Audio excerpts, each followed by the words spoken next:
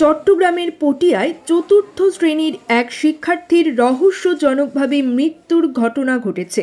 মঙ্গলবার 17 ফেব্রুয়ারি বিকেলে উপজেলার ভাটিখাইন ইউনিয়নের 8 নম্বর ওয়ার্ডের মিলন ডাক্তারের বাড়িতে এই ঘটনা ঘটে। নিহত শিক্ষার্থীর নাম শয়নশীল। তিনি কর্ণফুলীর দৌলতপুর এলাকার বাসিন্দা। তার বাবা হারাধন শীল দীর্ঘদিন ধরে সৌদি আরবে কর্মরত, আর মা মুন্নি শীল স্থানীয়ভাবে বসবাস করেন। শয়ন তার নানা বাড়িতে থেকে লেখাপড়া করছিলেন।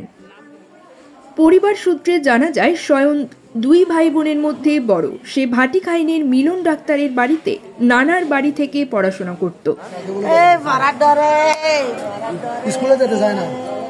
নিহতের নানি ছবিশীল জানান, বিকেলের দিকে শয়নকে ঘরের ভেতর ঝুলন্ত অবস্থায় পাওয়া যায়। সম্ভবত পড়াশোনার চাপ সহ্য করতে না পেরে শয়ন আত্মহত্যা করেছে। তিনি বলেন, পড়ালেখার ভয়েই হয়তো ওড়না পেঁচিয়ে আত্মহত্যা করেছে।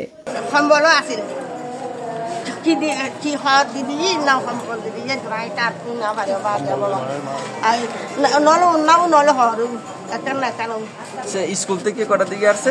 স্কুল থেকে 4টার দিকে এসেছি। তো 4টার দিকে এসে খাওয়া দাওয়া করে খাওয়া দাওয়া করিয়ে আর দিদি ভাই না দেখবো ভাই 6টা বাজে না যাবি এখন ভর্তি তুব নিলে ওষুধ আনি বলে চল ঠিক এই দূর গিয়ে দে এই দূর গিয়ে মনে হচ্ছে এত ওষুধ ওষুধ করলে সেই যা ডাক্তার এই ডাক্তার গিয়ে ও ছেলে ডাকতে গেছে। আপনার মেয়ে ডাকতে গিয়ে দেখে এই যে দূর দেখে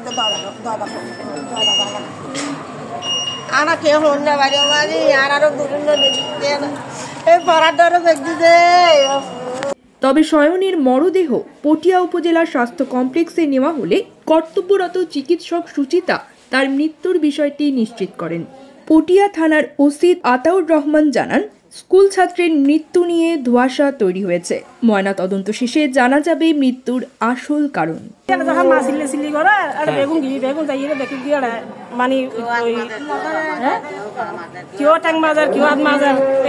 রিক্সা দেখি রিক্সা নিয়ে মেডিকেল এসেছি মা হাদাহানি করে